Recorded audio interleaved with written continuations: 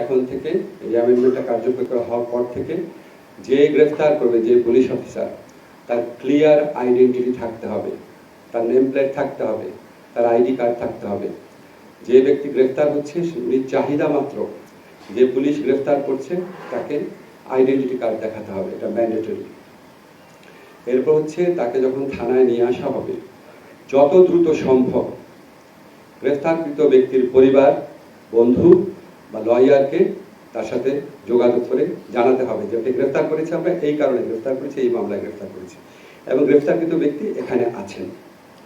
যত দ্রুত সম্ভব করতে হবে এবং কোনো অবস্থাতেই 12 ঘন্টার বেশি সময় নেওয়া যাবে না, এর মধ্যে জানাতেই হবে।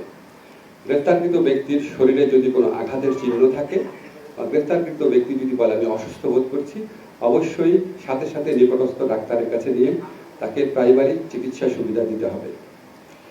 এছাড়া আমরা বলেছি প্রত্যেকটা গ্রেফতারের ক্ষেত্রে একটা মেমোরেন্ডাম অফ অ্যারেস্ট রাখতে হবে, ডিটেইল তথ্য থাকতে হবে, কাকে গ্রেফতার করা হয়েছে, কেন গ্রেফতার করা হয়েছে, কি অভিযোগে, কোন আইনে, তার পরিবারের কার সাথে যোগাযোগ করা হয়েছে, কে গ্রেফতার করেছে, ডিটেইল একটা মেমোরেন্ডাম থাকবে প্রত্যেকটা গ্রেফতারের ক্ষেত্রে।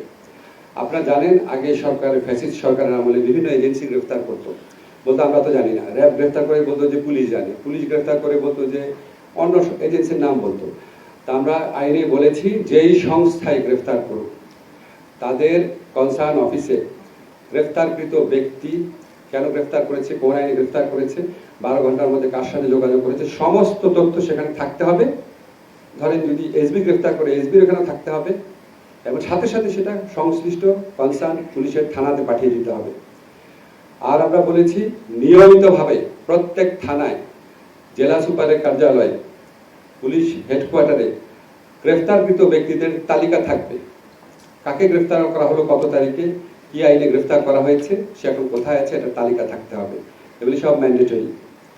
আপনারা জানেন সন্দেহের অবকাশে 54-এ ইচ্ছা মতো গ্রেফতার করা হতো, সেখানে আমরা উল্লেখযোগ্য পরিবর্তন এনেছি। আমরা বলেছি যে আপনি যদি সন্দেহের অভিযোগে গ্রেফতার করেন, আপনাকে পুলিশকে যে গ্রেফতার করবে তাকে নিশ্চিত হতে হবে যে আমি এই লোকটাকে গ্রেফতার করেছি, আমার সামনে অপরাধটা ঘটেছে এবং আমার বিশ্বাস করার কারণ আছে যে উনি অপরাধটা ঘটিয়েছেন এবং সেটা তাকে লিখিতভাবে এক্সপ্লেইন করতে হবে কেন সে 54-এ গ্রেফতার করলো এবং এখানে ক্যাটাগরিক্যালি বলতে হবে কেন তার মনে হলো যে এই লোকটাই অপরাধটা করেছে। সেটা হচ্ছে কগনিজেবল অফেন্সের ক্ষেত্রে। নন কগনিজেবল অফেন্স বা আরেকটু লেসার অপরাধ, 7 বছরের নিচে যে অপরাধ, সেখানে এটা তো করতে হবেই, প্লাস একই সাথে তাকে সন্তুষ্ট হতে হবে যে আমি যদি গ্রেফতার না করি লোকটা পালিয়ে যেতে পারে। এই দুইটা কন্ডিশন ফুলফিল হলে 54-এর আন্ডারে গ্রেফতার করতে পারবে।